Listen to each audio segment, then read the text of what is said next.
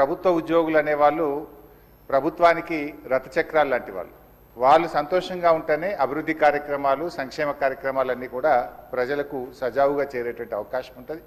ఈరోజు వాళ్ళందరూ కూడా తీవ్రమైనటువంటి మనోవేదనతో ఆవేదనలో ఉన్నటువంటి పరిస్థితి ఉంది.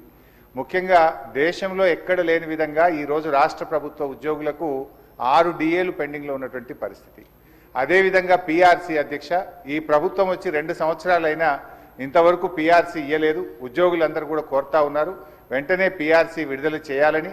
గతంలో కేసీఆర్ గారు 43-39% పిఆర్సీని మా ప్రభుత్వం ఇచ్చింది అధ్యక్ష.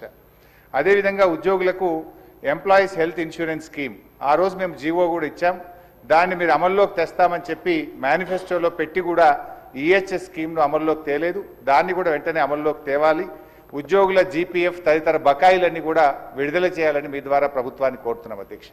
ముఖ్యంగా రిటైర్డ్ ఉద్యోగులైతే ఈ మధ్య మనం చూస్తూ ఉన్నాం 39 మంది రిటైర్డ్ ఉద్యోగులు బెనిఫిట్స్ ప్రభుత్వం నుంచి వాళ్ళ సేవింగ్స్ వాళ్ళకి ఇవ్వకపోవడం వల్ల వైద్యం కూడా చేయించుకోలేక ఈరోజు 39 మంది రిటైర్డ్ ఉద్యోగులు మరణించారు.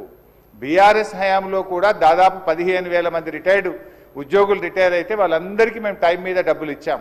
కానీ కాంగ్రెస్ హయాంలో, ఎందుకంటే ఈరోజు నేను అసెంబ్లీకి వస్తూ ఉంటే పొద్దున్నే నా సిద్దిపేటలో ఒక డాక్టర్ జగత్ Kumar Reddy retired JD veterinary పొద్దున్నే నా దగ్గరికి వచ్చి, అన్నా కొద్దిగా అసెంబ్లీలో మాట్లాడు, నేను అక్టోబర్ 2024లో రిటైర్ అయినా ఇంతవరకు ₹1 రాలేదు.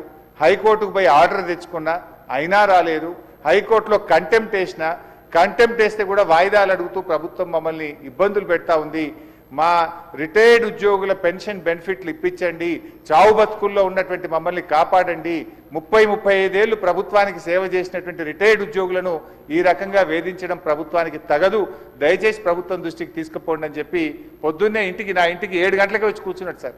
నేను బయటకు వచ్చేసరికి ఏంది ఇంత పొద్దున్న వచ్చినామంటే, ఇట్లా ఉందన్న ఆరోగ్యం బాగాలేదని చెప్పమంటే బట్టి గారికి చెప్తా తప్పకుండా ఈరోజు నేను మాటించి వచ్చి ఈరోజు చెప్తా ఉన్నాను అధ్యక్ష.